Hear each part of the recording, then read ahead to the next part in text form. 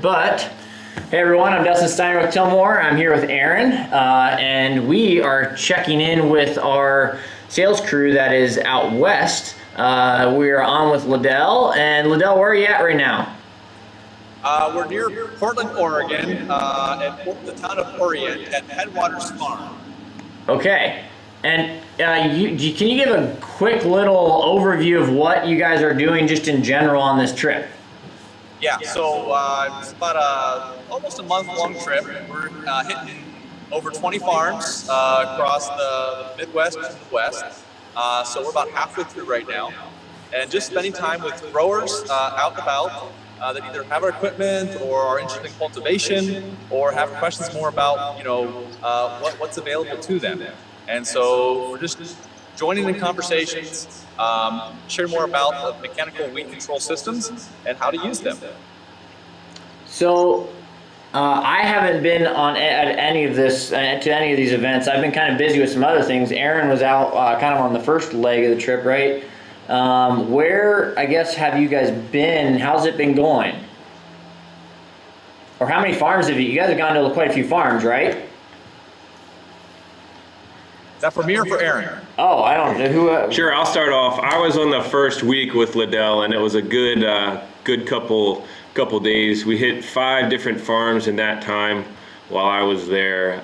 2 in Wisconsin, 1 in Iowa, and then 2 in South Dakota. So big shout out to Michelle, Steve, Donna, Raymond, and Peggy. Thank you all for being our hosts. But we had a great time seeing different farms, seeing different people, different crops, different conditions, different levels of corn growth. So some places the corn was up here and then some it was lacking. So it was kind of interesting to drive through and see the different climates at this time of year, even just from one state to the next. So, but yeah, definitely meeting the people and having those discussions was a real treat for me.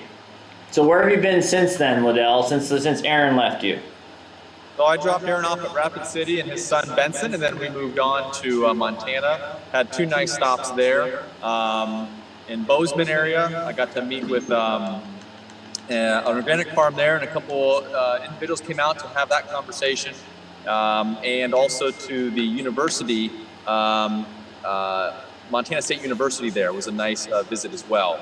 Then I visited 2 other colonies in Montana and just got to get to know some nice folks out there.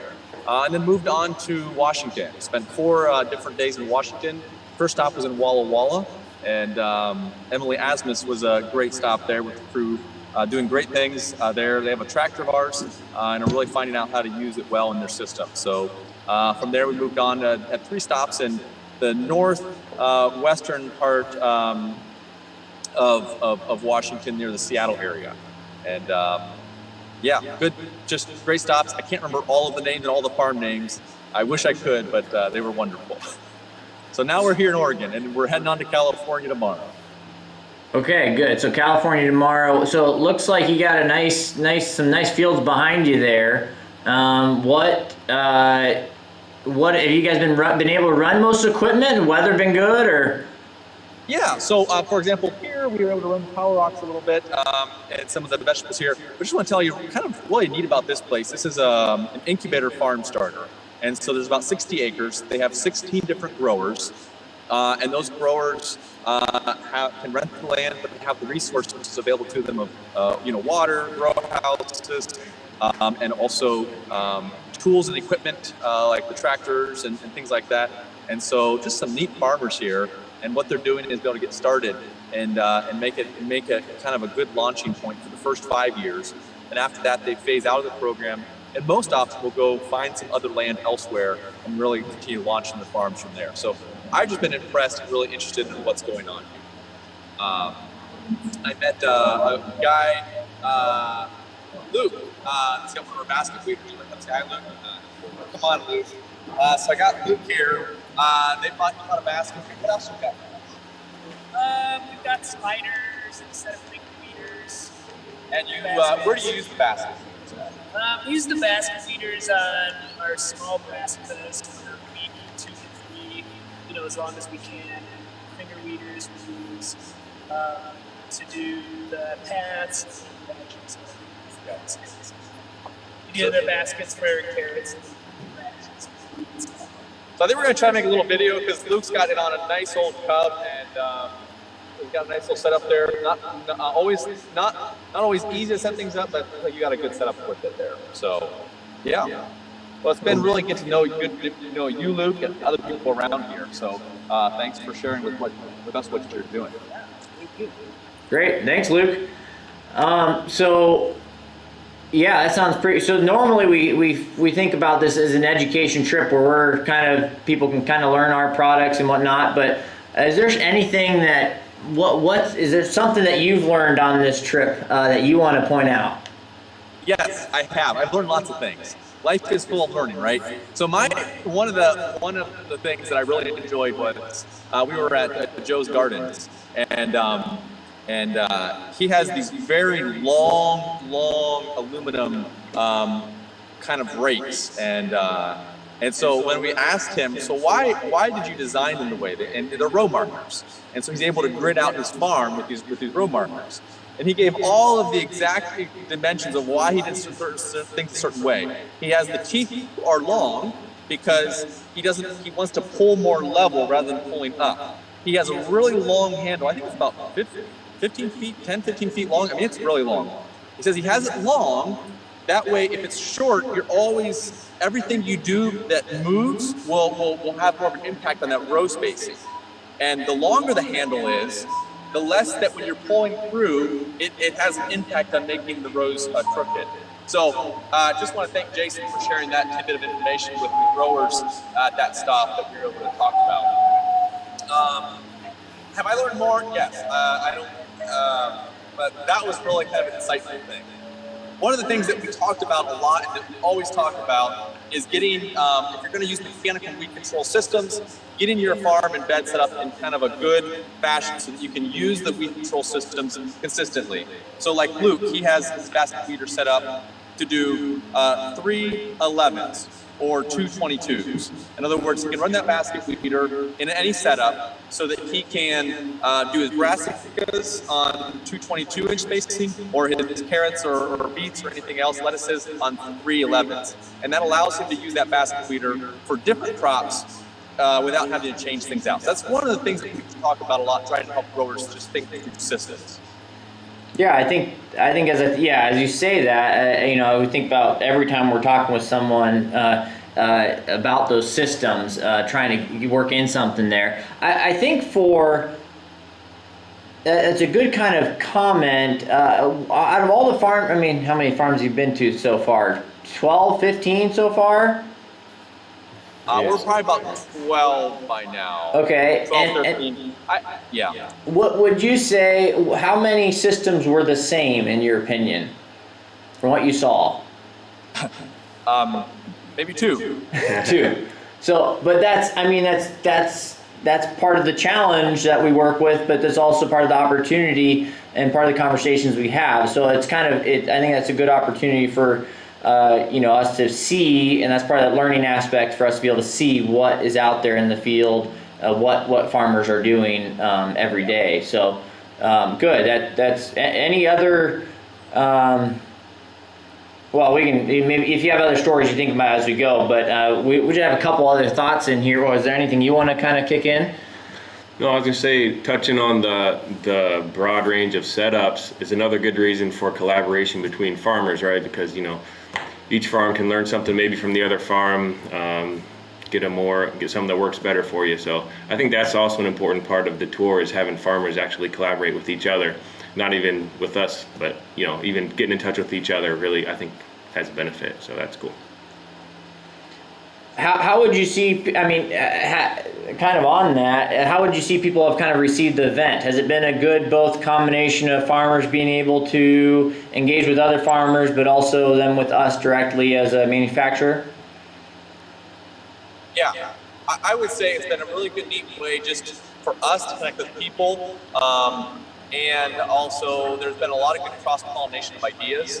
What I really appreciate about the demographic that we get to work with, small growers specifically, is oftentimes there's a lot of willingness to share ideas and openness to helping others be successful as well. And I really love that and appreciate that about the growers that we get to spend time with, interact with.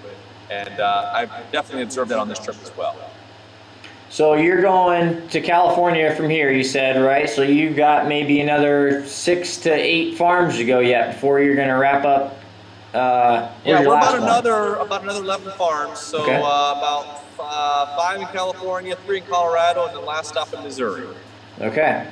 And I know some people have been a little sad we can't hit everyone perfectly, or the timing doesn't always work out, but yeah, we'll continue to try to do things that make sense for you all. So I don't have much else per se aside from are there any other stories? One more story or one more tidbit you want to share?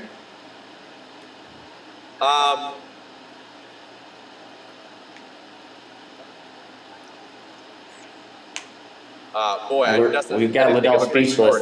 That's like, not very common. I should have had this thing all mapped out, right? And I didn't do that. So, no, just want to thank everyone. I want to just thank everybody for allowing us to spend time, and also along the way, maybe I'll just give a shout out to Montana State University there and the wonderful guests that we had. I needed a hotel, and the hotels are around $300 a night, and I couldn't find anything less. He said, well, just come and stay at my house.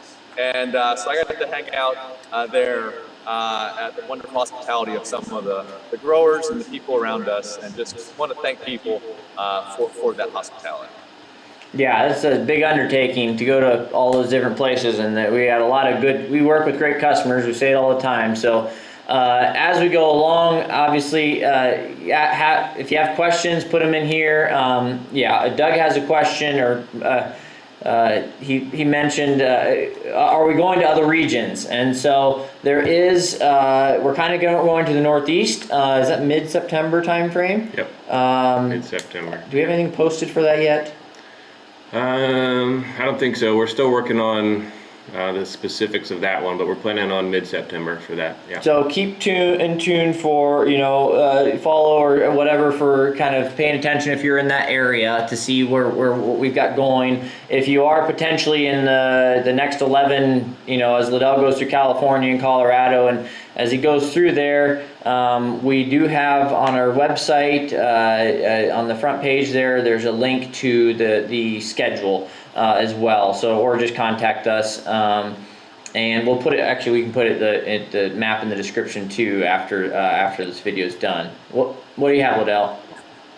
Justin, one thing I would add, just probably about 75% of the farms that we visited, they asked us to come to their farm. And so if there's somebody in the Northeast or Southeast, somewhere else, and would like us to come to their farm someday in the future, whether it be this year or next, let us know. Like, we're open to that and scheduling it in a future visit. So, yeah, just don't hesitate in saying we'd like to have something on our farm someday.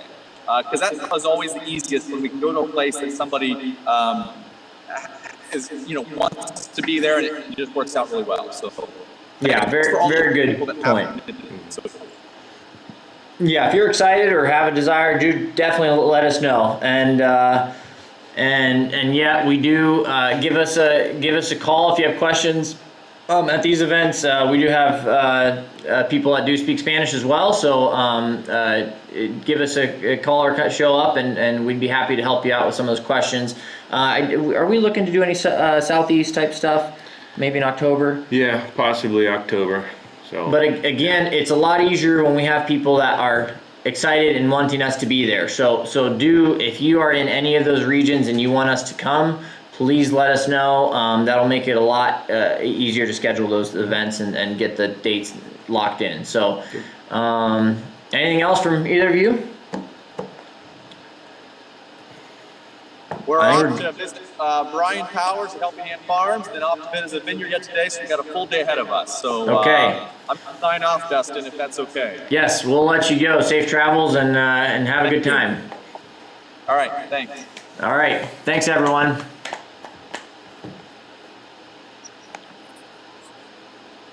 think he said it's farm.